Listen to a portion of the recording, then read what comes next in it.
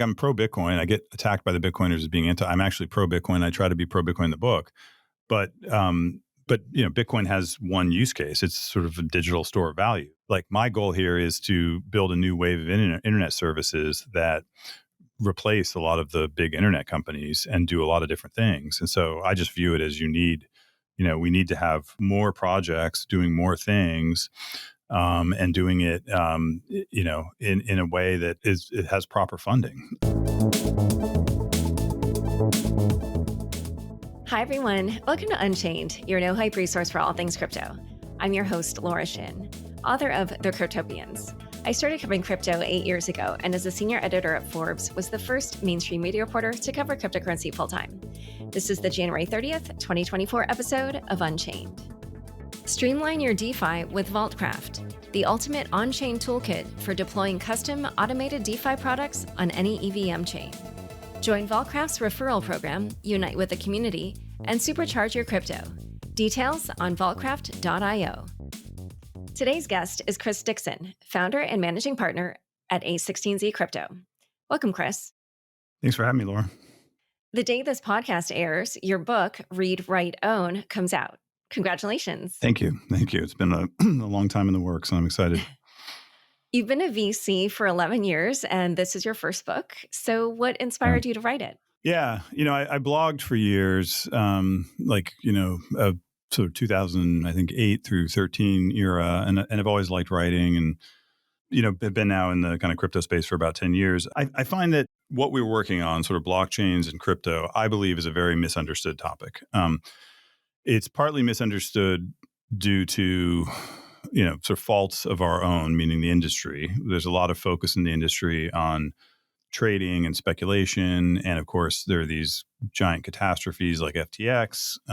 We were not investors in FTX, but regardless, having these kinds of things happen in the industry sort of sullies the kind of the image.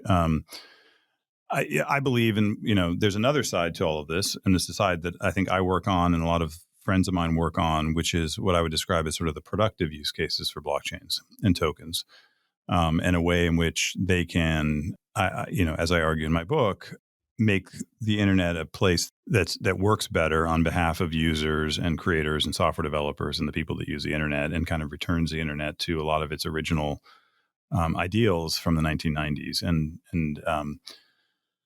So I felt like that message was not getting through, and I had tried, like a lot of people in the industry, I had gone out and written blog posts and podcasts and spoken to lots of people, and in that process, felt that it's just simply a story that needed a longer treatment, and specifically, it needed to bring in some context from the history of the internet.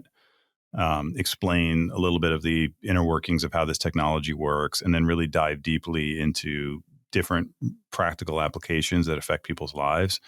And I found that ultimately I concluded that the only way to really do that was in the form of a book, and something, my book's 230 pages in the main text, something that was like not a super long book, but enough that it really gave the full context. The other thing I would say is that and I'm sure we'll talk about it, there's a lot of active policy discussions going on around, crypto and regulation. And, I've spent a lot of time in the last couple of years with lawmakers and policymakers. And in every meeting, the question is what book should I read? And there are a lot of great books, including your book. There's great books on sort of the history of Ethereum and Coinbase and Bitcoin but I didn't feel like there was sort of a 2024 kind of, what are the societal benefits of this technology written in a way that didn't presuppose any background in the internet or blockchains, right? That you could sort of take an average citizen and someone told me to write a book for sort of a smart high school student when I started writing, which was advice that stuck with me. Don't assume any background knowledge, avoid jargon, explain things, sort of from first principles. I didn't feel like there was a book that sort of explained all of that and why the technology can benefit society and therefore shouldn't be just sort of banned and, regulated away. Like there is a positive aspect to it. And so that I felt there was a need for that. And, and the downturn happened. I started writing it after things like, a lot of the kind of blow ups of, I guess, what it was, 2021 and 22, or I think early 2022. and for me also, it was sort of a personal mission in that I wanted to. I think it was Richard Feynman or somebody who said, if you can't explain something to I forget what it was, a 10-year-old, you don't really understand it or something. There's some famous science quote like this.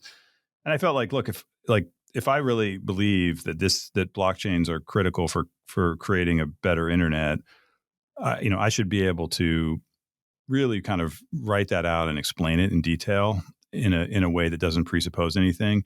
Like I don't like a lot of times in the space, people will use these words like decentralization as an example. I think the word might be in the book, but it's certainly not like I don't rely on that word. Like I really go into like the specifics, right? And I felt like that was part of what I challenged myself with personally, is like really show this in detail, how this has positive effects on people and how you can create internet services that are kind of more democratically controlled, where the money and the power and all the sort of important things flow to the participants of the network and not just these big centralized intermediaries. And so for me, it was also kind of just frankly a personal challenge just to really kind of go and work out all of these ideas. I thought, naively, it would take me like a few months. And then, of course, it took me at least well over a year of a lot of work. And I had a bunch of really talented people also help me out and give me detailed feedback and other things. But in the end, it was a very, I don't know, you've written books, so I think but it was in the end a kind of a gratifying process, and I'm excited to get it out. Yeah. And, one thing I want listeners to know is that when I read it, I thought, oh, maybe I'll send this to my mom because I was really struck by just how simple and accessible a lot of these descriptions were. And even for myself, especially in the earlier parts of the book, I was learning things, which goes to show that, because obviously crypto came later in the internet and I was Mhm. not doing this earlier. So I do definitely think it's worth checking out for Thank you. simply. Thank you. No, that's good. That's music to my ears because that is what I want it to be, is a successful book. And also, by the way, I'll mention it's broken into both chapters, but also 3 to 4 page kind of blog posts like chunks. And specifically to your point, like what I was kind of imagining was that if you're like you and you've done crypto, maybe the internet history stuff would be more interesting. And then there's a lot of people that know internet, like veterans like me, internet veterans, like who know the internet history, but maybe don't know the blockchain stuff. And then and so I'm hoping, and then the sort of third part of the book where I go into more specific, like how to do token designs, some applications. There, I'm kind of distilling, I think, the best knowledge of a bunch of smart entrepreneurs that I work with. And so I'm hoping even for entrepreneurs, like cutting edge entrepreneurs, some of that, I'm not saying it'll be like brand new, but like I hope that the way I present it is helpful and novel. And maybe, so that's kind of how I was thinking about it, is like different part. Like for some people, hopefully the whole thing will be new and interesting, like kind of for the general reader. But then even for folks like you, I'm hoping there'll be parts. So that's what you just said is music to my ears. Thank you. That's exactly my goal. Yeah, well, let's talk about that beginning part because you start the book by outlining a number of problems with the current internet. I don't even want to name examples because I just want you to lay out like what it is that you're trying to tackle with crypto. I mean, I fell in love with the internet in the late '90s, and have now spent my entire 25-year career working on the internet. And look, I was in an academic program at one point, and actually a philosophy PhD program, and dropped out and did the internet. And I did that because I don't see myself as someone who necessarily would have gone into even business if it hadn't been for the internet. To me, was this amazing thing. It was this idea that you'd link all the computers in the world, and you would do it in a way that where there was no intermediary, there was no company that controlled it. It was a community owned network, right? This is how the early internet worked. And this had to do, and I outline a little bit in the book, but this had to do with the origins of it coming from academia and government. And there were a whole bunch of good things that happened that led to the '90s internet being this sort of open, democratically controlled system. And then that led to, because as I argue in the book, is because of the incentives it created, because it was open and there were no intermediaries, it created a very strong incentive for people to create websites and other kinds of internet services. And that's why you had this golden period from the late '90s to the early 2000s, where you had Facebook and YouTube and Amazon and Google and all these amazing internet services that was created partly because of this. It was this open democratic system where if you created a website, if you were Jeff Bezos or Larry Page, and you created Google or Amazon, you owned it. Like it was your property. You didn't have anyone sitting in between you and your audience, right? They have a direct relationship with their audience. And then what happened in the sort of mid to late 2000s, going up to this decade, rather the 2010s, you had the rise, you had a set of about, roughly 5 companies that started to sort of consolidate more and more control. And, I rattle off some of these stats in the book, but the top 1% of social networks control 99% of the traffic, 99% of the revenue. Similar stats for search. The top 5 tech companies now account for 50% of the NASDAQ market capitalization, which has doubled. Their share has doubled in the last decade. And so where I think we're potentially headed is for an internet that looks a lot more like kind of old broadcast TV, where you had ABC, CBS, and NBC, and you have sort of 3 channels. And I think that's going to be a bad thing for the world. I think it's bad for society. I think it's bad for entrepreneurs because it's much harder to kind of start a new company. I think it's bad for influencers and creators because if you're a TikTok influencer or Instagram influencer, like people go to those services to see the people who are on them, the other users. They don't go to see TikTok's content. They go to see other users. And yet those other users get very poor economics, as I walk through in detail in the book. So I think if a consolidated internet around, 3 to 5 companies, let's call it, is a bad thing for a whole bunch of reasons. By the way, it's a bad thing for venture capital. I mean, people ask me sometimes, like, is this some kind of altruistic message? Like, I work in the business that depends on startups existing, and that depends on having a dynamic, innovative, open internet in many ways. So, we see this at the firm as long-term kind of a very important precondition for having a vibrant startup ecosystem is having an open internet. And so, and look, I think all the trends are headed that way. Maybe you could sort of slow it down with regulation. We've seen the FTC and others get a little more involved in blocking acquisitions and things. Like, I don't see that I see that as mostly a sideshow. Like, it's not changing the core dynamics of companies like Facebook and Apple and Amazon and Google getting stronger and stronger. And so to me, blockchains offer one of the only credible counterweights to that sort of consolidation and centralization movement. And specifically, blockchains allow you to create new internet services that can be anything from social networks to games to financial services to you name it. And I have a bunch of chapters where I go through those specifically in the book.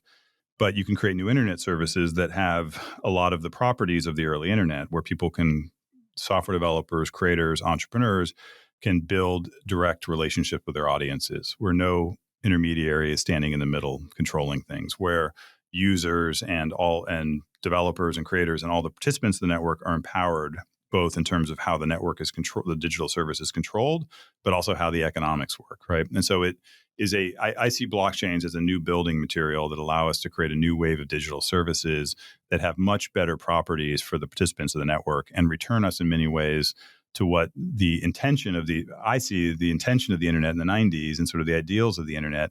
I think blockchains can help return us to those ideals. And that's why I'm so excited about it. That's why I work on it. And, I asked myself, this last downturn was brutal and all the bad things that happened. And I asked myself, probably like a lot of people, is it, do I believe in this? Is it worth it? And, and can I prove it to myself by writing it down in a book in detail? And I came away, I think, with sort of reinvigorated and feeling like this is more important than ever. And I think, and like things like artificial intelligence, I'm very pro AI, as I hope comes through in the book.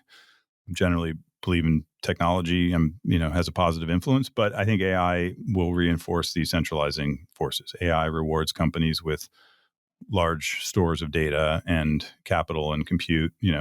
Meta just announced that they have 350,000 H100s, I think it is. Like, it's 10 billion of GPUs. Now, Meta, to their credit, is making a lot of that open source. But you're going to see a lot of these big companies, get stronger and stronger with these AI systems. And so what is the counterbalancing force? Like, we need something as a counterweight. And I believe it's the crypto blockchain movement is the main credible counterweight. And so I think it's sort of, not only is it important, but I think it's sort of an urgent thing that needs to be worked on right away.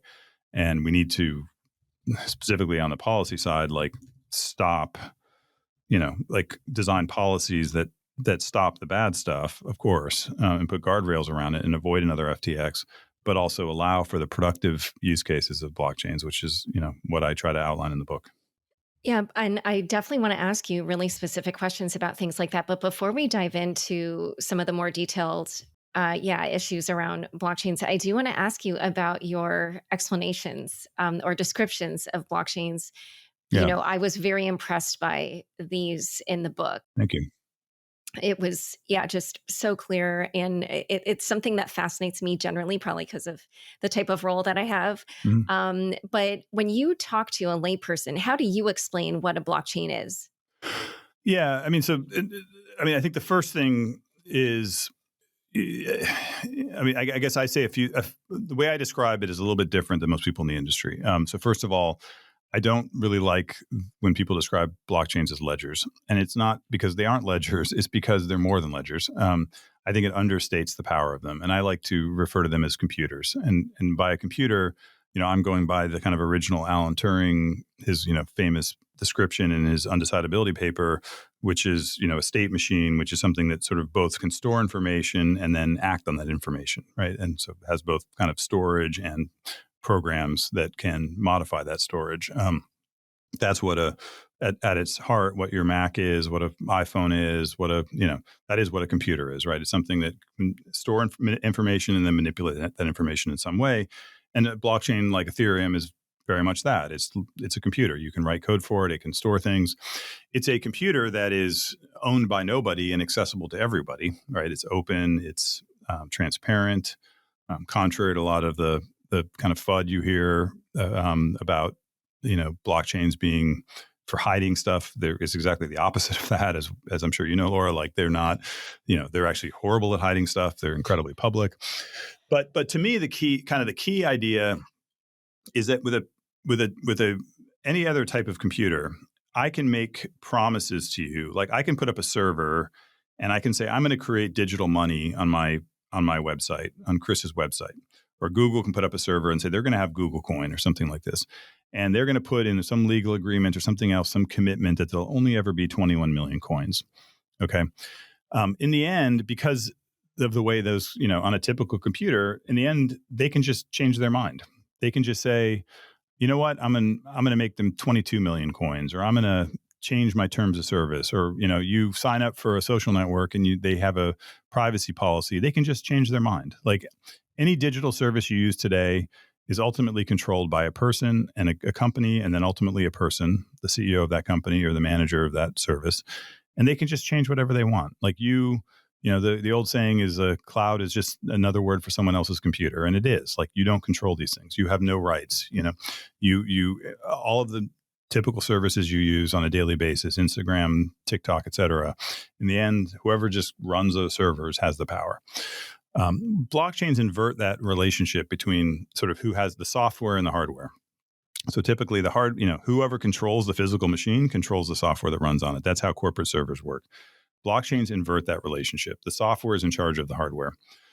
So I upload software to the Ethereum computer. Yes, there are people, known as validators who run the physical code, but they can't. The way that blockchains are designed, the core design feature, right, is those validators outside of extreme situations where you have, what's called a 51% attack. Outside of those situations, those validators can't undermine the code. The code, whatever code is written, will continue to run as designed, right, in perpetuity. And that means you can write code that makes commitments. You can write code that says, if this user owns this NFT, they get to fully control it in perpetuity. You can say in this, you can do Bitcoin. Bitcoin commits, there will only ever be 21 million coins. It doesn't matter. Ultimately, Bitcoin runs on physical computers. In Bitcoin's case, it's called miners. Bitcoin, the code is running on those computers, but the people running the code can't subvert the rules of the system, outside of the extreme collusion 51% attacks. In the normal course of events, they cannot subvert that. There are other rules promises Bitcoin makes. Bitcoin makes the promise that you can't double spend a Bitcoin, right? That a single Bitcoin can only be spent once. If you could double spend it, it would lose its value. And so it makes all of these commitments that are preconditions for having a digital currency. And then something like Ethereum came along, right? And it generalized this and said anyone can write code, and that code can also make commitments. And now we have entrepreneurs and independent developers who are exploring that design space. and writing interesting code. That's where NFTs came from. NFTs have only been around. The standard's only been formalized for 4 years, right? It was a new idea that now that you can have fungible tokens, what about non-fungible tokens? And that's very, very early in the development of NFTs, of people saying, well, what can you do with this? And you can have an NFT that represents, a avatar, like the kind of Bored Ape style, or you can have one that represents a piece of art, or you can have one that represents a sword in a video game, or you can have one that represents an identifier on a social media website, or you can have one that represents a deed, a physical offline deed, right? It's a unit of encapsulation of ownership, but that unit of encapsulation of ownership could not exist if you didn't have a computer that could make those strong commitments, right? Because if Google said you own this thing, if on Google servers, they could just change their mind, and they have, by the way, many, many times. I have that in the book. They've had 300 something services that they've decided to shut down. They could just have Google Coin and just one day stop serving it. They can change their terms of service. Corporate commitments just can't be relied on. They simply can't. They ultimately have a fiduciary duty. So I think of this blockchains as having this very powerful new feature through inverting the power relationship between software and hardware, putting the software in charge, then in turn enabling the ability to make these commitments about the future. And those commitments can span a range of areas. They can be financial commitments, kind of as described in Bitcoin. They can be commitments to software developers. So this is a thing that, if you're not a software developer, you don't know, but there was a long period, where social networks like Facebook and Twitter promised open API access to developers. This was late 2000s, and startups were built on them, and there was a whole wave of innovation of people kind of building on top of these things. And then they just all kind of whimsically, capriciously decided to remove or deprecate their APIs, killing off a whole cohort of startups. Blockchains, because you can make commitments, one of the commitments blockchains can make is to developers. They can say, hey, we're going to have open API access. And by the way, we can't change it. We're committed. Therefore, you can build on solid ground, right? You're not building on quicksand. You're building your business on solid ground. Think about how important property rights are in the real world. If the reason that I'm in New York right now, that a small business will feel good about building, their restaurant, or, kind of developing their restaurant on the street, is the commitments around them. They know the sidewalk is open. They know the road is open. They have a legal agreement with their, landlord, or maybe they own it. And all of those commitments say, you know what, now I feel good investing. There's lots and lots of data from economists that show that countries where there's weaker property rights, there's less investment. And that's because people don't have confidence that they can make long-term commitments, right? So this is a precondition for a lot of different kinds of entrepreneurship and development, is giving people sort of really strong property rights. And that's one way to think about what blockchains do. It's so interesting. I did not expect you to go in that direction, but I might try that. So one thing that I did want to ask you about, in the book, because obviously all these systems have coins, you use an analogy around faucets and sinks to describe tokenomics. But I'm sure you're well aware, and this even came up in your earlier description of some of the criticisms of the Web2 space. But there are a lot of people in crypto who are critical of what they call VC coins. One of the memes around this actually uses an image of a faucet where the VCs get most of the flow. There's just drops left for retail. So, with these critics calling out A16's involvement in funding new projects and receiving, some percentage of the tokens, how do you, address those criticisms, especially when they say what you and the founders are doing is dumping on retail? It's just none of these criticisms I've seen are actually based on any facts. They're all just these sort of vague insinuations. The actual facts of the situation is, if you look at all of the projects that we're involved, first of all, the first thing people will say is that we own too much and control these projects. It's just simply I think the average, certainly I think the norm in the industry now is a VC lead will own something like 3% of the tokens. And if you just go, look, a lot of this stuff is public information. Certainly, almost every project we're involved with, we own sub 5%.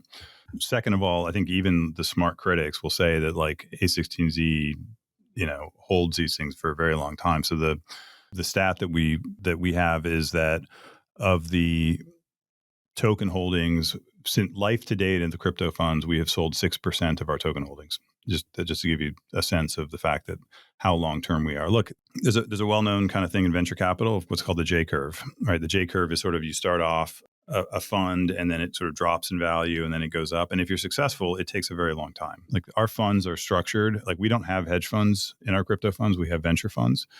Venture funds mean that essentially it's a different sort of economics where it's a much more long-term holding. And our base period for our venture funds is 10 years. And that base meaning LPs just expect they won't get money back for 10 years. And by the way, many of our funds are extended longer than that. So it's just not empirically true. I've never seen anyone make that claim with any data, and it doesn't match the data. And so I don't know. Like, it's just not.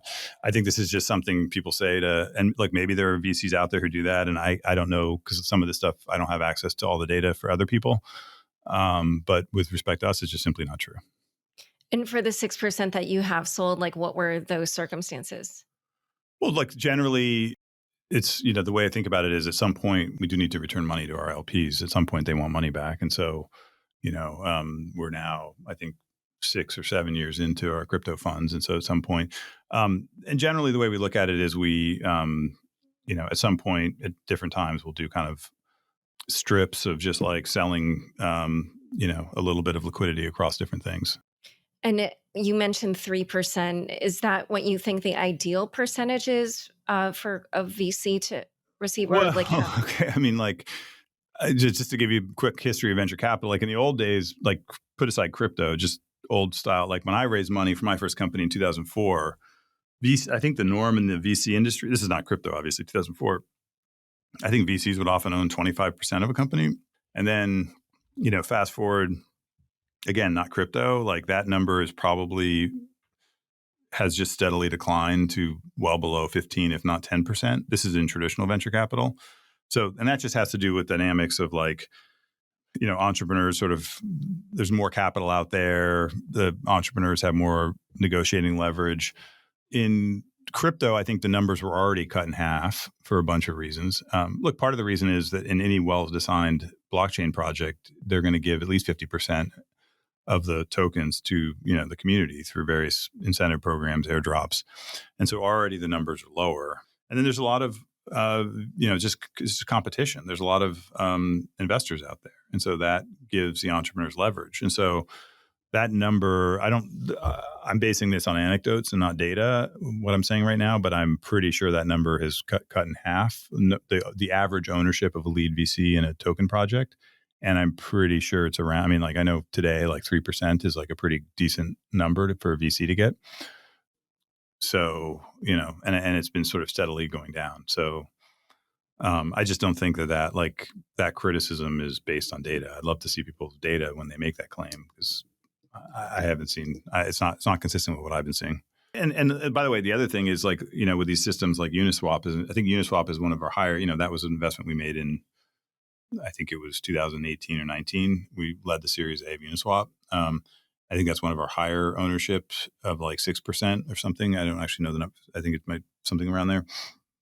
But in all those cases, also, we have a delegate program where we commit to delegating half of our votes to our college students and other delegates that we have.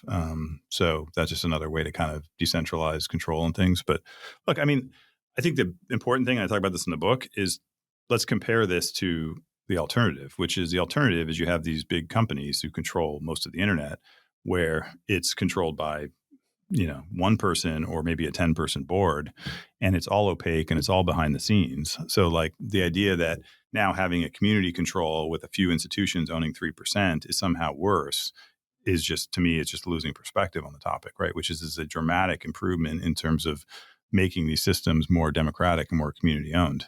Yeah, I mean, I think on the other side, they would say that there isn't just one other alternative. They would say, oh, Bitcoin or any of the quote unquote fair launch coins Look, would be I another. like Bitcoin. I mean, I'm pro Bitcoin. I get attacked by the Bitcoiners as being anti. I'm actually pro Bitcoin. I try to be pro Bitcoin in the book, but Bitcoin has one use case. It's sort of a digital store of value. Like, my goal here is to build a new wave of internet services that replace a lot of the big internet companies and do a lot of different things. And so I just view it as, you need we need to have more projects doing more things, and doing it, in a way that it has proper funding. And sometimes that proper funding, like a useful way to raise that money, is to have VCs involved. Like, it's just the reality. It's like, look, it'd be nice if you could build the next YouTube and Twitter and everything else in a totally bootstrap way. I've seen no evidence it's ever happened. It's literally never happened in 30 years of the internet. I actually walk through all these examples of people trying to do it.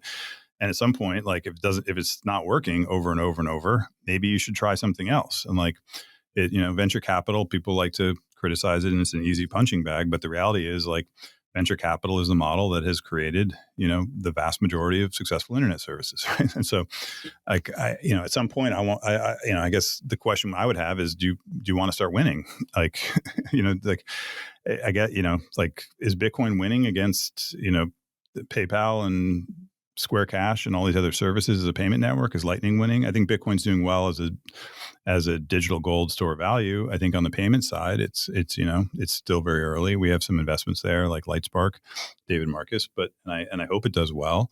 But like, ultimately, I view myself and our firm as pragmatists. Like, we want these things to be successful. And there's sometimes in these things, there's a balance between having these ideals around, fair launch and everything else, and winning.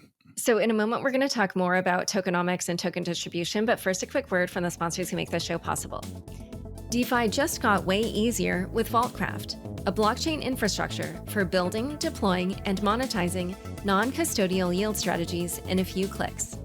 Forget spending months of R&D, capital, and human resources when you can now instantly launch your crypto fund with Vaultcraft on any EVM chain. From wallets and institutional service providers to non-DeFi degens, Vaultcraft supercharges your crypto assets by enabling instant cross-chain yield strategies that you can deploy in 1 minute. Now anyone can supercharge their crypto portfolios with custom-tailored DeFi strategies. Join Vaultcraft's referral program, unite with the community, and supercharge your crypto. Details on vaultcraft.io. Back to my conversation with Chris. And so just in that vein of talking about, how to distribute the tokens, I noticed that when you describe blockchain networks, you did mention that one of the downsides of them could be plutocracy, in which big token holders have too much power. Yeah. And so, how do you think about designing governance and these systems so that that crypto networks don't end up with that issue? Yeah. So I have a chapter on network governance, and it's interesting. I rewrote that chapter many times because I started off wanting to sort of give an answer to network governance, but then decided that, I just don't actually have an answer. What I do believe is that blockchains now allow network governance to be moved into the rich design space of software. You can now use software to design new governance systems. That's what a blockchain allows. And I think that is a notable improvement over, just giving all the power to a CEO of Facebook or Twitter, or, in the case of things like web and email, where you have this, I think those are great, but like, you just haven't had any other kind of community on systems that have succeeded in the last 30 years. So to me, this is the idea that you can now design governance systems for networks is an important breakthrough. The specific designs that are the best, I try to walk through some examples of what I think are some interesting ones that are, but the truth is, I think it's still evolving.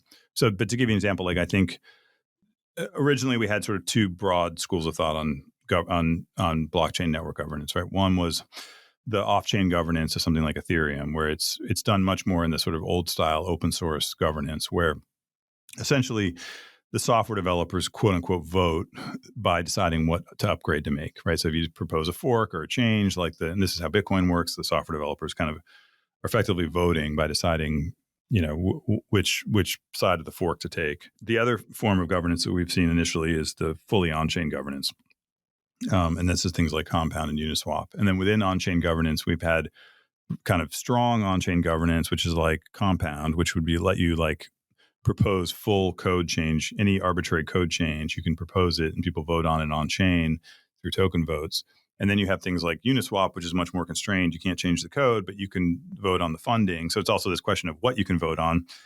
And then you have, I think, really interesting experiments like optimism, where you have a sort of bicameral system. All right, so you have a kind of Senate and House, if you will, and so the Senate kind of keeps check on the House. So people, the House is sort of the token votes, but you make sure they aren't doing things that are, for example, plutocratic and self-interested. So you have the sort of override safety valve.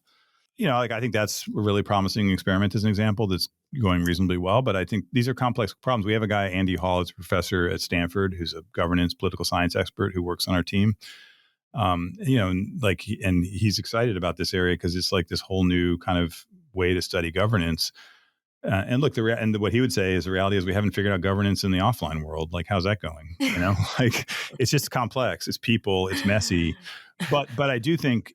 But the claim I would support, and I do argue in the book, is that it's a lot better than just having these kind of little dictatorships, which is what we have today with these social networks and other digital services, where just like the person who runs it wakes up one day and decides to demote a certain type of post or a certain type of user, and like they have full power. I don't think that's a good way to control these systems, which have become like Twitter, Facebook, these PayPal, these are all of these digital services we use are now, they control global economics, politics, culture.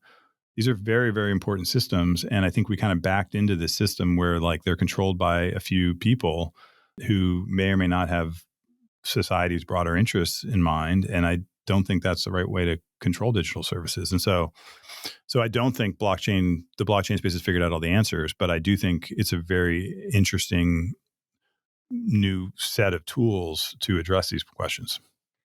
And so this isn't necessarily about distribution specifically, but there's another issue that crypto projects have seen, which is that sometimes speculators have gotten in early, driven the price up in a bubble, which then causes a crash. It kind of kills the project.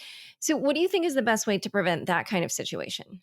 Yeah. I talk about this a little bit in the book. I think time horizons are a very important thing, as I was just talking about with venture capital. Like along with all of Silicon Valley, is in the for-profit, tech business, right? So there's no illusions about that.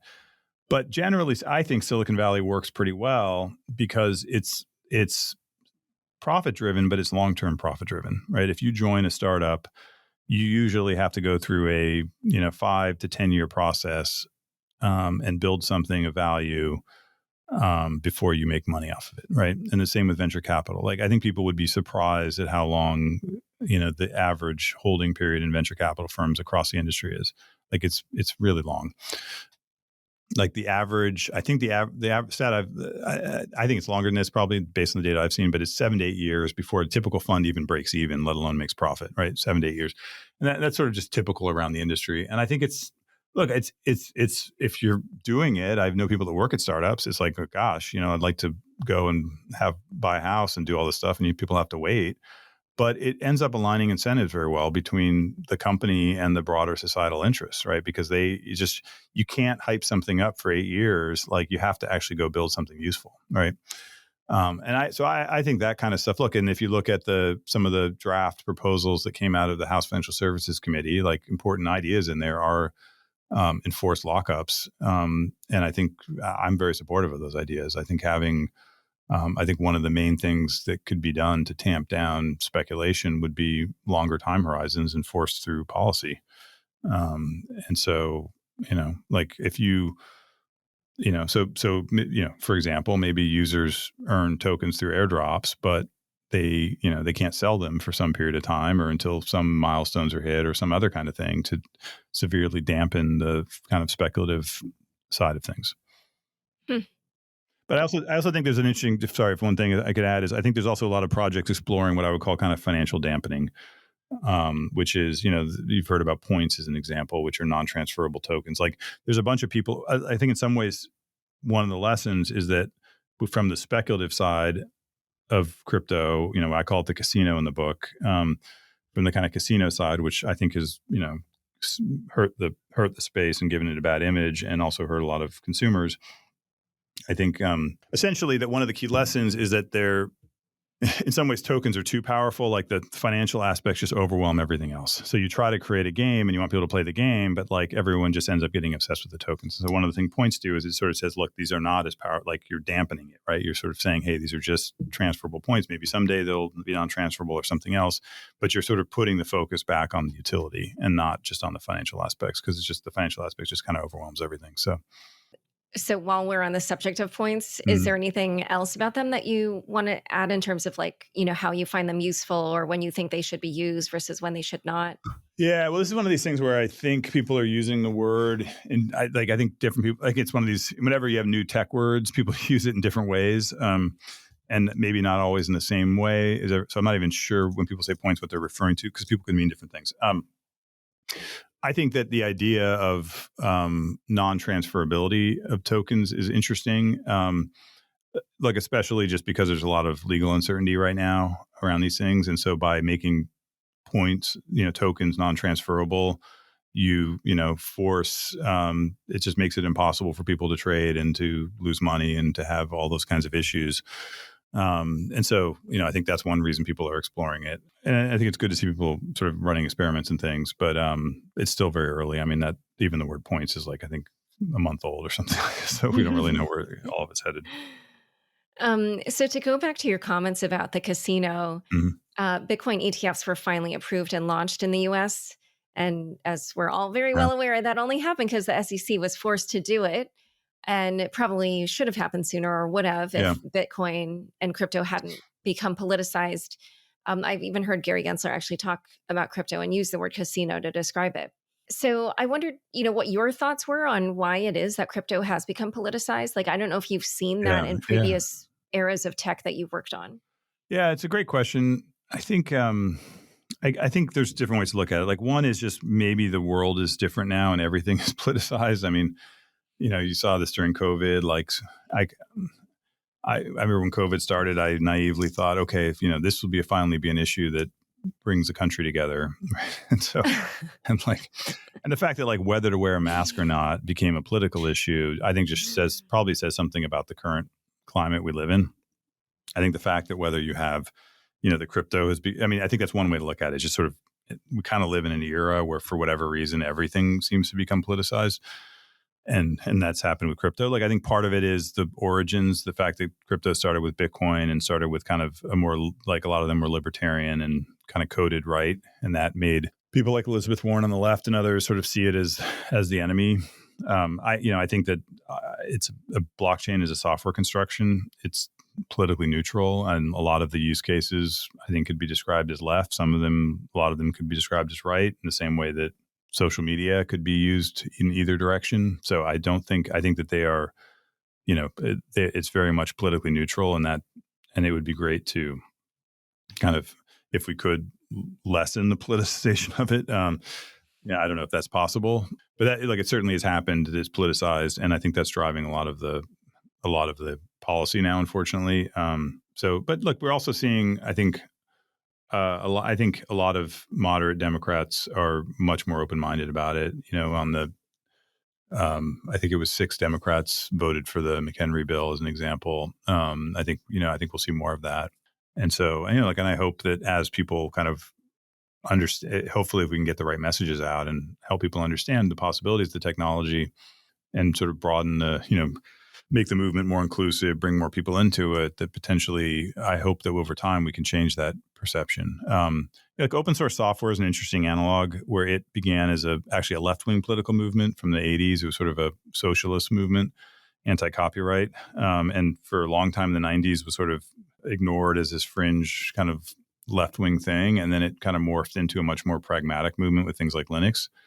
And so my hope is that same thing can happen with blockchains, is that it's sort of, yes, it had these kind of political origins, but over time people sort of view it more pragmatically. It's just another tool, another way to build things. So, but that obviously is not where we are today, and that would take time.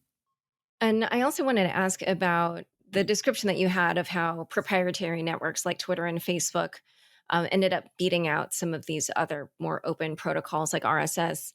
And Yeah, One of the reasons that you gave for it was because Twitter and Facebook could raise venture funding. that's right. And A16Z itself invested in Facebook. So I was curious for how Yeah. either you or the firm view that investment now. Well, I'll speak for myself, which is I felt like I went through a journey where, I was obviously a little bit part of Web 1, but then really part of Web 2 and sort of the 2000s. I was an entrepreneur and then became an investor. Working on that, I became disillusioned with how that was going about when I got into, 2013 or so, when I got into this space and into crypto. And, that was around, as I document in the book, when sort of RSS and these other open social networking systems were failing or losing ground to these centralized systems like Facebook. And that was after late 2000s. It looked like, well, Facebook will be a new platform and Twitter will be a new platform, but they'll uphold all of the principles of the early internet. By 2013, that was clear that wasn't happening, right? And this was going to be a very different world. At least for myself, that's when I started to become disillusioned with this system and started to look for alternatives. And for me, that was sort of the striking thing about blockchains. And so, I think people say that sometimes, like, oh, it's hypocritical. You were part of the Web 2, Mark Andreessen's involved in is still on the board of Facebook. I think generally, to me, it's consistent to have believed in something and supported it, and then to be, and then to, as you see it going off the rails, to support things that might fix it, right? And that's how I view my own journey. And as I mentioned earlier, I just don't think there's going to be a huge, I just don't think venture capital is going to have a bright future if we don't have a dynamic internet that's accessible and open to startups. So I think it's, I think another very important issue that we're very involved with that's not crypto is open source software in general, open source AI, which I think is the next policy threat, right? I mean, we already saw with the executive order from the Biden administration what looks like essentially effectively a ban on open source software through, having to quote register frontier models and all these other kinds of things that just simply couldn't happen with open source software. And so I just think there's a bunch of forces that are effectively going to sort of make the playing field, make it impossible to have a level playing field for startups. Look, I don't think no one I know who was involved in the Web 2 era up until 2013 had any idea this is where things would end up. So I think it's just been a big surprise, and some people seem happy with it. Other people like me and, others at my firm are not happy with how things ended up and want to try to improve it. But I think it surprised a lot of people for sure, because look, I mean, even the most optimistic, if you told the most optimistic tech person in 2007 that we'd have a social network that's worth whatever the Meta's worth now, $700 billion, they would have thought you were insane. If you told them that the 5 biggest companies, including Meta, were 50% of NASDAQ's market capitalization, they would have thought you were insane. Like, nobody predicted this level of consolidation that I know of. And so it just ended up very different than people thought it would, at least people I knew thought it would. And then that forces you to reckon with that. And you either decide it's good or not good. I decided it's not good, and I want to work on systems that try to move things the other way. Yeah, and I find it interesting also because I realized your investment in Coinbase was in 2013. It was, so yeah. the timing lines up there. Yeah. So speaking of Facebook, Facebook, tried to move in the direction of crypto with its Libra Yeah. project. Eventually, it had to abandon that, and A16Z was one of the members. What were your takeaways from that whole debacle? I mean, I think I wasn't, we were on the, whatever it was, the Consortium. yeah, something like that. We weren't insiders, so I don't know the whole thing. But my impression was it was just all heavy pressure from policymakers and regulators to shut it down. There has been, and look, with all of these companies that have other lines of business, it's one thing for a crypto company to get pressured from the government. But if you're Facebook and you've got, these, $150 billion of revenue streams from all these different businesses, and they're under I'm sure they're under thousands of various pressures and regulatory pressure. I think in the end, that was just the thing. I mean, that's also, if you remember that, I forgot who it was, a senator sent a public letter to Stripe and I think it was PayPal and a bunch of other members of the consortium, telling them if they don't drop out, they're essentially going to, threaten the rest of their business. Right. And so you can't expect a Stripe or PayPal to risk their core business for what they view as an experiment, right? So, But what's your takeaway in terms of like how you think about how to launch other things you're working on, or how to advise? well, I think we need to figure out the policy side. I mean, I think we need to have rules that are set and fair and protect consumers, but also allow for responsible innovation, which we don't have today. And like that was one of the challenges Facebook had, is just simply weren't they? We just didn't have that. Like there wasn't enough space there for them to innovate. And so, and like I think part of it too was the public messaging. I mean, if you look at a lot of the political discussion around it, it was like Facebook's trying to create their own money system. Right. Of course, they weren't. They were trying to create a payment system. It's very different than they weren't trying to compete with the US dollar. And so a lot of the messaging got complicated. So my takeaway, look, I think part of my takeaway is we're just not going to, we just need to have smart policy around all of these new tech issues, crypto, AI, everything else, if we're going to have the kind of innovation we want. I mean, so a lot of it was just policy related. I don't know. I mean, I think they tried very hard. They did a good job. Look, a lot of the tech, the tech itself was all done in open on GitHub, and the team spun out and did Aptos and Sui, and so the code lives on. And I think to Facebook's credit, same with what they're doing with AI and Llama, they were very open source oriented, so that's nice. So like all that investment in very interesting technology lives on through the open source code. Yeah, I mean, when you said they weren't trying to build a competitor to the US dollar, I think even if they weren't trying, it probably would have on some level. So that's probably what policymakers I were think, calling it. yeah, and it was right around. I think Facebook was getting a lot of heat at the time, just generally, right? And so for like the social media stuff, so I don't know. I don't know. I'm not privy to the internal workings of Facebook, but it may have just been too much, Yeah. political drama. Yeah. So speaking of drama, crypto had a terrible 2022, as you mentioned earlier. Yeah. Terra Luna, 3AC, Celsius, FTX, et cetera. What are the lessons that you learned from that year? Or like what are the lessons you think the crypto community should have learned from that year?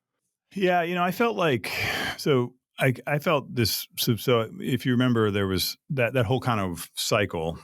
As I recall, maybe I'm forgetting the dates, but I think it began in like summer 2020 with like the launch of, the so-called DeFi summer. And then that was sort of, I think, when Compound and Uniswap launched, or at least started to grow.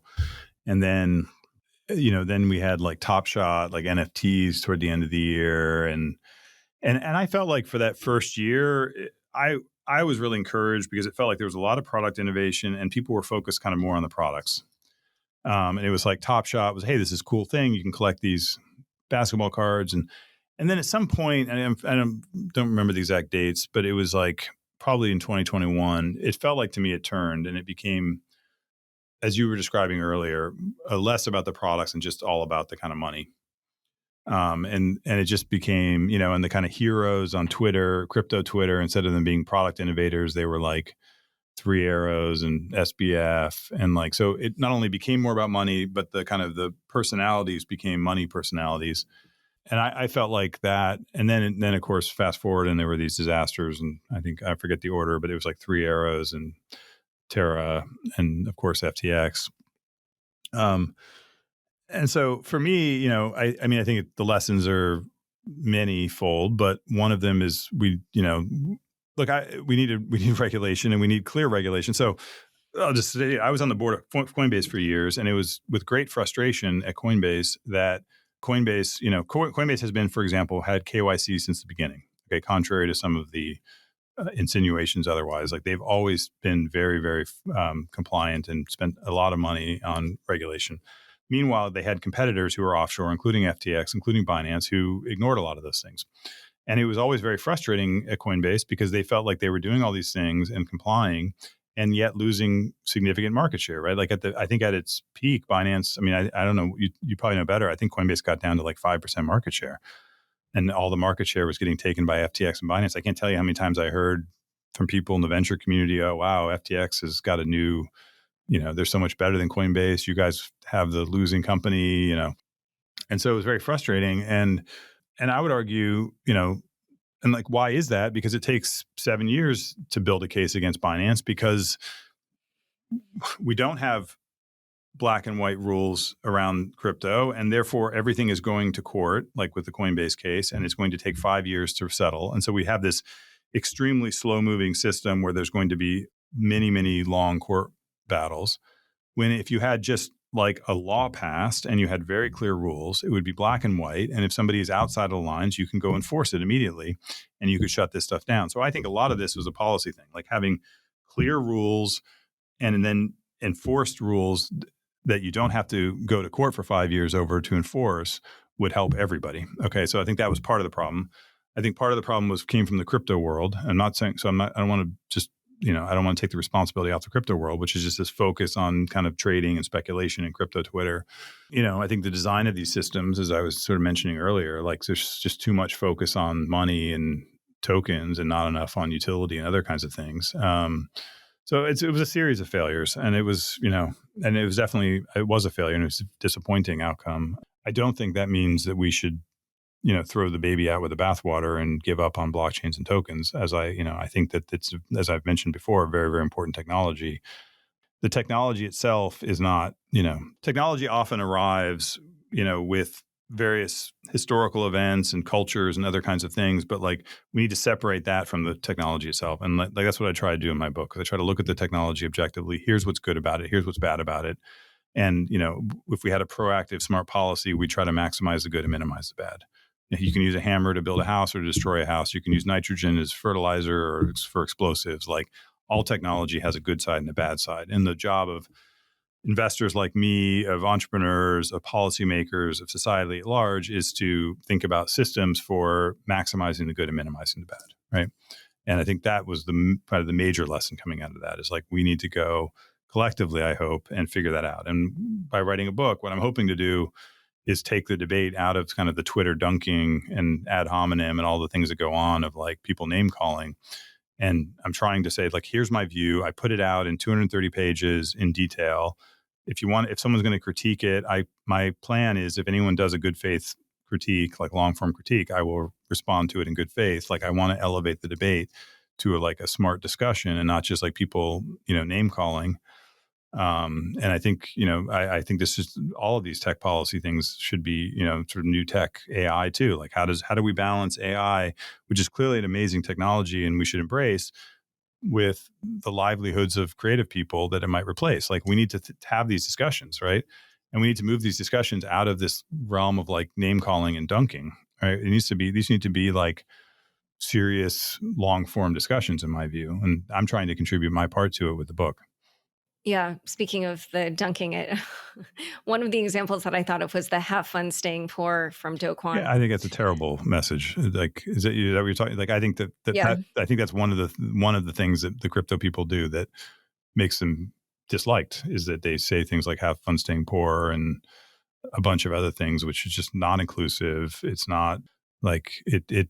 I don't know. It's just not like we should be thinking about how do we use this technology to improve people's lives and improve the internet and be inclusive. Like if you're not like it's by definition, if you're that's exclusive speech. Like if you want to grow the movement, you need to be inclusive. Like it comes from like ego. So it looks like we're on the verge of another bull run, at least in my opinion. If you agree with that, what do you think this bull market will be about? I don't know. I try not to, as I mentioned earlier, we're in the venture business, so we're long-term, so we don't try to time markets or anything like that.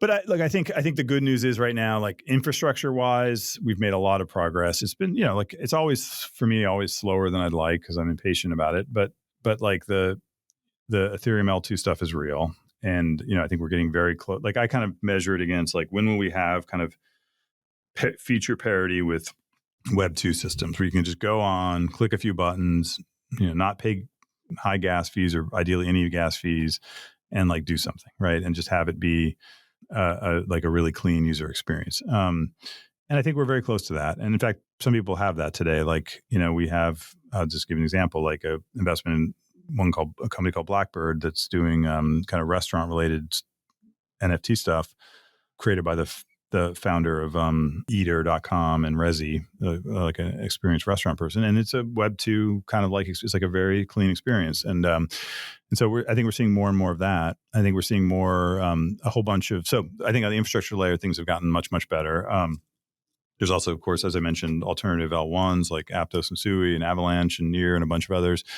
And I think the L2 stuff has gone well. I think, and And then on the application side, there's just a lot of really talented entrepreneurs. We've got a bunch of people making games and social networks. It's early, but I think for example, Farcaster, Dan Romero, is a good example where I think it's a really interesting design of a decentralized social network on a blockchain. And he's very early in terms of users, but he's got a nice, early community going, and the technology is evolving well. And there's probably, in our portfolio, 20 to 30 applications like that, whether they be games or idea I'm really excited about is this kind of collaborative storytelling, which is I talk about in the book, which is an idea that you can get a community of people together and they can create narrative universes like Harry Potter and Star Wars and get rewarded financially for their contributions. So there's just a whole series of interesting kind of applications getting built. I was there for the early iPhone application wave. And what happened is, you had like a 13-year period of people trying to create smartphones. The iPhone came out in 2007. And smartphone innovation in Silicon Valley probably began 15 years before the iPhone, like General Magic. There were a bunch of people trying to create smartphones in the 2000s. And then iPhone came out. It was finally nailed the infrastructure, nailed the phone. And then there was a year of flashlight apps. And then about a year later, you started to see entrepreneurs entering. And I was actually an active investor at that point. And that's, if you look at the data, it was between 2009 and 11, almost all the top apps were started, meaning Uber, Snap, Instagram, they were all that range. And so at some point you hit this kind of sweet spot in any kind of computing evolution. And I don't think we're there yet. We have not had our iPhone moment, I don't believe, in crypto, but I do think that there are a lot of signs point to it being in the near future, I hope. AI, by the way, I love this sort of new revisionist history that it was this, overnight success. It was the first neural network paper was 1943. Okay, it was 80 years to ChatGPT. There was a many summers and winters of AI. In fact, if you go read about it, there was a whole AI investment quote bubble in the 1980s. I started an AI company in 2008. I thought that was the right time. I sold it to eBay in 2011. Retrospect, I was over a decade too early. What ended up making AI happen? A lot of really smart people, algorithms, et cetera. But fundamentally, it was GPUs got better and better, and GPUs got better because of video games.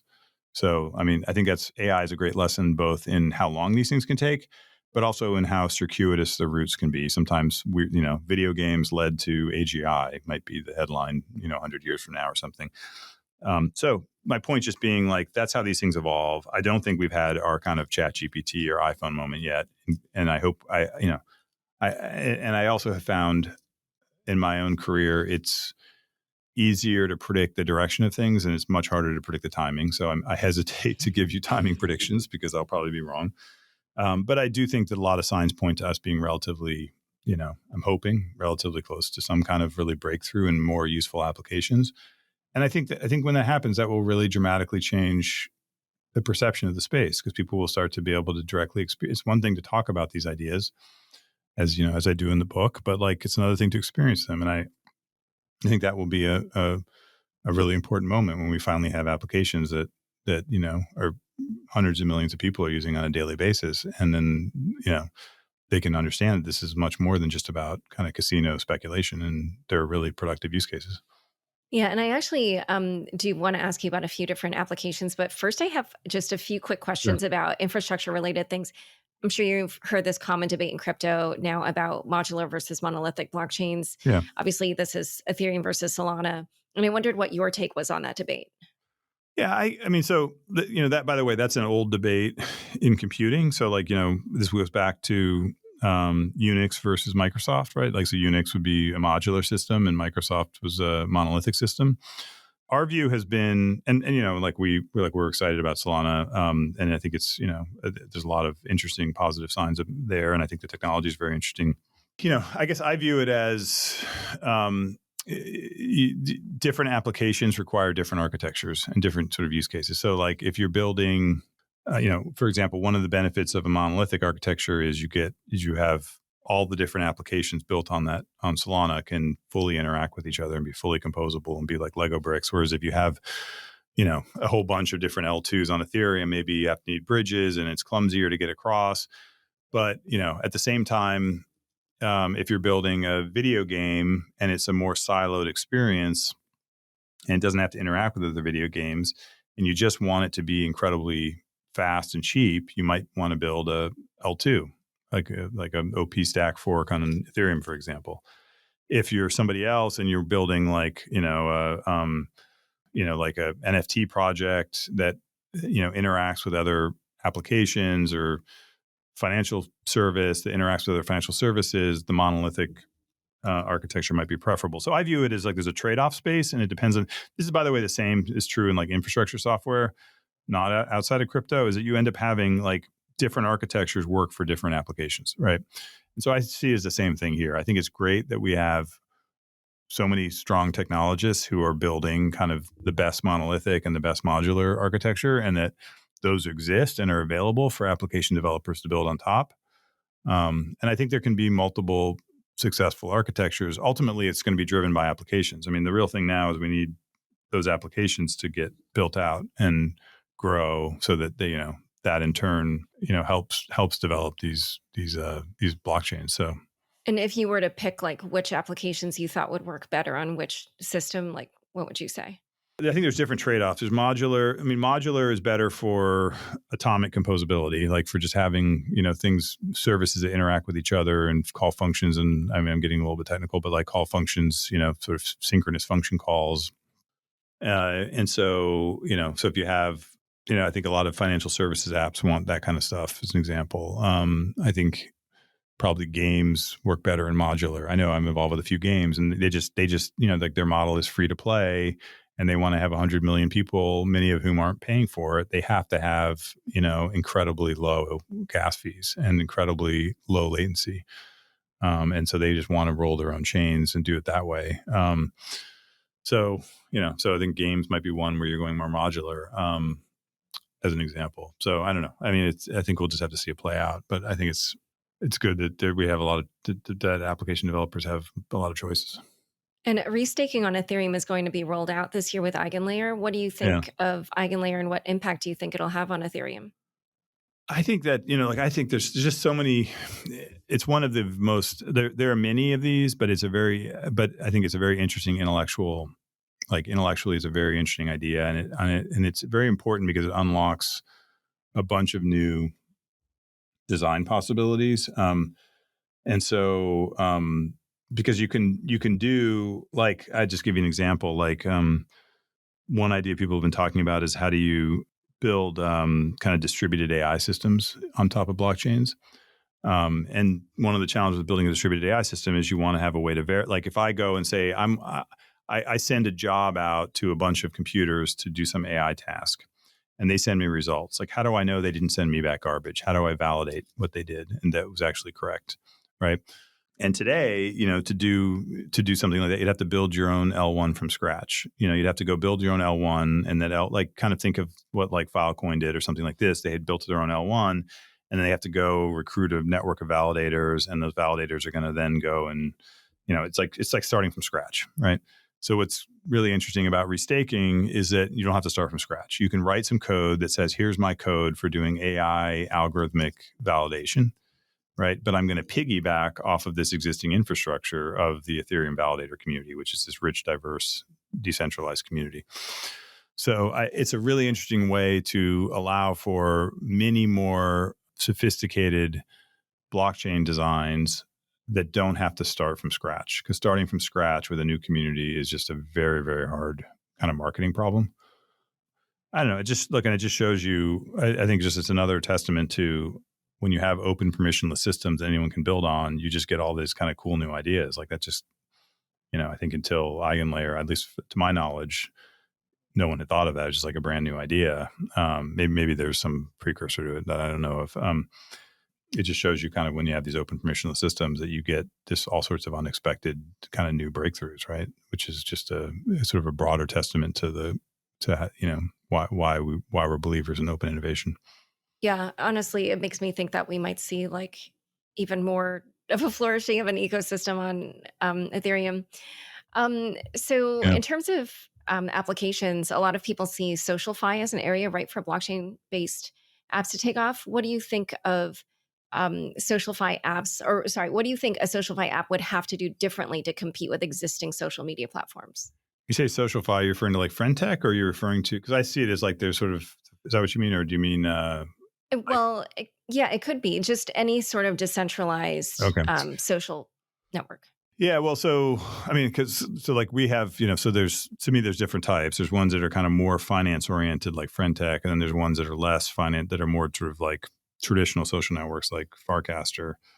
Yeah, I think that I guess I'd say a couple of things. I think I think one very powerful force in technology is the power of software developers. I think that this is a point I try to build, sort of show in my book, but open source software, I think, would surprise a lot of people. Is something on the order of high 90% of software in production in the world is open source software, which is software created by ragtag communities, on the internet, which is kind of shocking that like Linux is by far the dominant operating system in the world and there's no company behind it. People that are outside of technology are sometimes surprised to learn that. And so the power of developers kind of coming together and building stuff is a very, very powerful thing. Bill Joy, the co-founder of Sun Microsystems, had a famous saying that no matter how many smart people work for you, most of the smart people don't work for you. Or I'm butchering the statement, but most of the smart people work for somebody else. Meaning, it's always more powerful to get a developer movement to help you build something than it is to try to just get employees to help you build something, right? And this, we've seen this again and again through the history of technology. So I think one of the powerful things with blockchain-based social networks, social FIs are calling it, is this idea that you can build kind of a core protocol and an incentive system for developers to come and build on it. And they can build out new clients and analytic tools and distribution tools and build a rich ecosystem around it. For those who are around doing internet entrepreneurship in the 2007 to 9 range, they'll remember there was this huge developer ecosystem on Twitter. There was a VC firm started to literally invest in Twitter startups. Like, that's how big of an ecosystem it was. I think that if we can get that force going of like, you build these open kind of public goods, these open protocols, and then we get lots of developers building on them in the way they do with open source software, you could have, why does open source software win in the end? It's not out of like, because people like, oh, I want to pick open source software to be a better person. It's because it's better software. Because when you get, Linux is a better operating system than Windows. It's more secure. It's more modular. It is more reliable. Like, there's a whole bunch of reasons it's better. And it's better because it's open and the developers are better and it's a movement. And I think the same forces that have driven open source software, that drove the open internet, that we've seen throughout the history of computing, can also drive a new wave of social networks that are open and permissionless and community owned. And that, and so it's not, so I don't know. So that's I think a very important force that I'm excited about. And, projects like Farcaster are trying to lean into that and experiment with that. But I mean, how do they, because all the users are elsewhere already. So how do they attract people? Yeah, well, I think that in terms of go to market, you're saying, I think that's an interesting question. I think that a couple things. One is most social networks are kind of two-sided markets. Now I'm putting on my Web 2 hat, by the way. I'm not my Web 3 hat. So I'm giving you sort of best practice advice from the Web 2 stuff. One is that most social networks are two-sided markets. So you think about YouTube, you have the creators, you have the viewers, and Twitter, you have sort of the power influencers, and you have the more passive readers. And so, a lot of building a new social network is about getting those kind of influential creator people either to switch or the new ones who pop up, as they always are, as the world evolves, to join that network, right? So it's kind of, and often that happens in weird niches, right? Like you think about Twitch and other, maybe it's some technical community. I think Farcaster is hoping to get like a lot of the crypto community as example. They already have a lot of the Ethereum community and kind of grow out from there. And then as crypto grows, maybe grow with it, and then maybe leapfrog into other adjacent areas of technology. I'm not speaking for Farcaster here. I'm just speculating on how one might do that. And look at, I think you have to look at this in the long arc of internet history. Like, maybe it sounds hyperbolic to say it, but I mean, we're 30 years into the internet, and it seems like the internet should be as important as, in one of the great inventions of all time. I don't think it's hyperbolic to say that. I think there's lots of room in the long arc of history for new systems to develop. And, when YouTube started, it was funny. I remember this 2005, they had competitors. The main competitors were these companies like Brightcove, which actually, funny enough, was like Jeremy Allaire, who's now Circle. and I'm not criticizing Brightcove, I'm a fan of theirs, but there were sort of these competitors who were taking like CBS and NFL content and putting it on the internet. And YouTube said, you know what, we're just going to make a website where anyone can upload content. And so they were basically making a bet that there would be a new wave of people that come on the internet that aren't popular today, that become popular through social video. And of course, they ended up being right. And and today, you have YouTube influencers who have more followers than the NFL and CBI or whatever. I mean, it's just massively popular that didn't exist at the time. So I think that's the other thing to think about with these new technology movements is that a lot of times the sort of the audience and the creators and all the users many of them will be just people who are only now coming onto the internet or only now becoming influential on the internet, right? I mean, you're trying to build these things for the long term, and for future people and future ways of growth. All right. So I know we're running along, but I have just two last Sure. questions. There's been a battle waged in the crypto community over creator royalties in the last couple of years. And creators have kind of largely Yeah. lost that battle with royalties not being supported when they were originally Yeah. touted as a way for them to solve a problem. So I was wondering, what your thought was on how those should be handled. Yeah. I think creator royalties are very important. And I think that there are various, so I think and they were an important part of why NFTs appeal to creators. And so I think of it as sort of non-negotiable. We need to figure out the right way to bring them back. There are technical nuances. So, for example, if you enforce everything on chain, it makes it hard for like a user to move between one of their own wallets to another. And we actually, we have a research team now led by Tim Roughgarden. He's a professor at Columbia, and actually our team has a number of members of our team have been working on this problem and plan to publish. Everything they do is open source, and they'll just publish it. It won't be, it'll just going to be a sort of a public good. And so we're working on a bunch of stuff there. So I think it's to me it's kind of annoying that this became an issue. It feels like a own goal by the crypto community, like scoring on itself here. That like this, I don't know. Like I don't know why. It's unfortunate to me that people decided to build systems that fork around creator royalties, but I think that there are ways to bring them back, and I think they will be brought back, and I think they're essential. I don't think I think that people that are trying to work around them are being short-sighted because it's long-term. The only way to really grow the NFT movement is going to be to ensure that creators are paid royalties.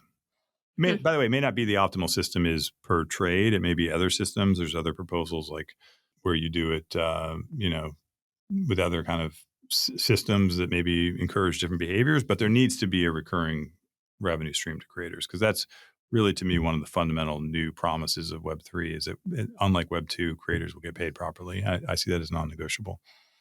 Wow. Okay. So you Yeah. agree with me because I agreed it was short term. Thank you. Yeah, I think it's very short-term thinking. So last question. I know you're a fan of Carlotta Perez's book, Technological Revolutions and Financial Capital. And in it, she describes that when technologies become entrenched, that their downsides become apparent. So I wondered if crypto succeeds in the way you are betting it will, what downsides do you think will become apparent over time? Well, I think, and I tried to be open-minded about this in my book. Like, so, like if in the book, I deliberately bring in what I think of as the smartest objections.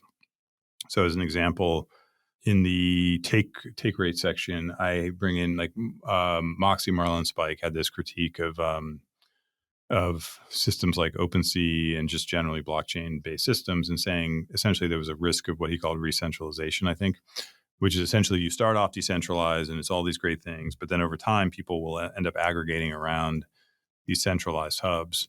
And so I tried to kind of steelman in the book the best objections, including his. And I hope I did characterize his argument in a fair way. And I say in the book, instead of saying he's wrong, I said that's a really good objection. But I think that there are design lessons that we can take away from it, right? And if you design these systems correctly, you can eliminate or mitigate those risks.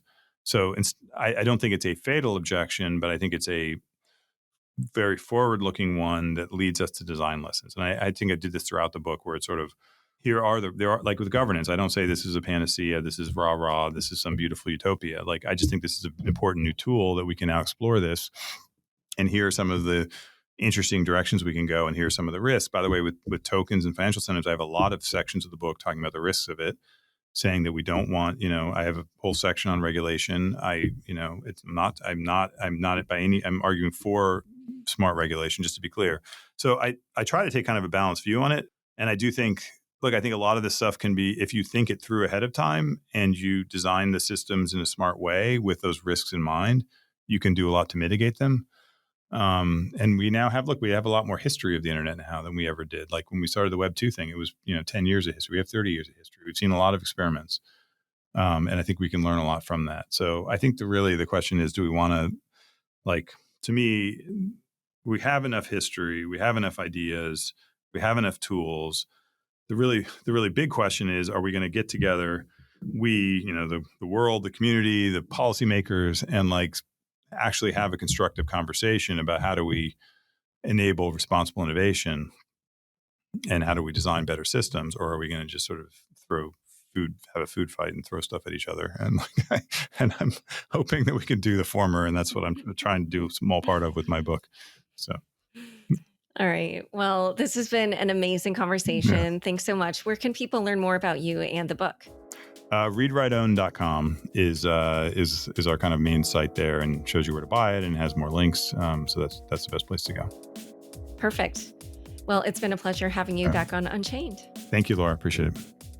Thanks so much for joining us today. To learn more about Chris and to buy his book, check out the show notes for this episode.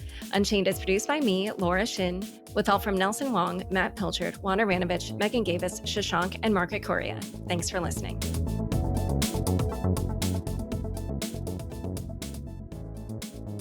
Unchained is now a part of the CoinDesk Podcast Network.